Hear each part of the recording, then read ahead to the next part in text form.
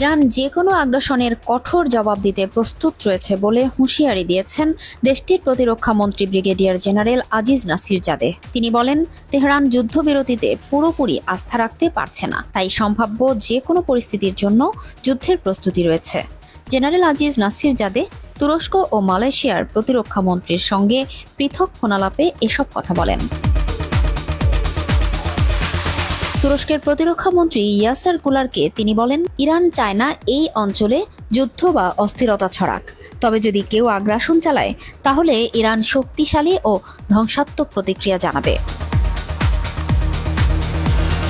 এদিকে ইরানের president Masoud Pezeshkian বলেছেন, ইরান এখনও বিশ্বাস করে কূটনৈতিক পথ খোলা রয়েছে এবং এই পথেই এগিয়ে যেতে দেশটি সর্বোচ্চ রাজনৈতিক সম্পদ ব্যবহার করবে।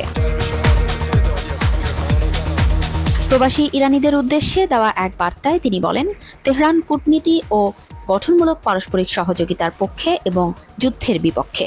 তিনি বলেন, দেশ থেকে যুদ্ধ শঙ্কা দূর করতে সব ধরনের রাজনৈতিক ও কূটনৈতিক সম্পদ ব্যবহার করা হবে।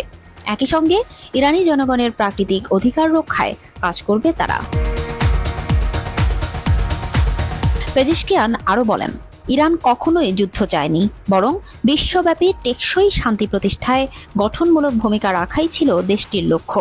তবে তিনি সতর্ক করে বলেন, ইরানি জনগণ শান্তি চায়, কিন্তু তারা কখনোই আত্মসমর্পণকারী জাতি নয়। অন্যদিকে ইরানের সশস্ত্র বাহিনীর chief of staff major general Abdur Rahim Musavi বলেছেন, ইরানের বিরুদ্ধে যে কোনো ভুল পদক্ষেপ বা অপকৌশল হলে শক্তিশালী ও কঠোর জবাব দেওয়া হবে। ইরানের সেনারা সর্বদা প্রস্তুত, ট্রিগারে আঙুল রাখা আছে। শত্রুর যে কোনো উস্কানি, ভুল হিসাব বা আগ্রাসনের প্রচেষ্টায় তারা তাৎক্ষণিক জবাব দিতে সক্ষম।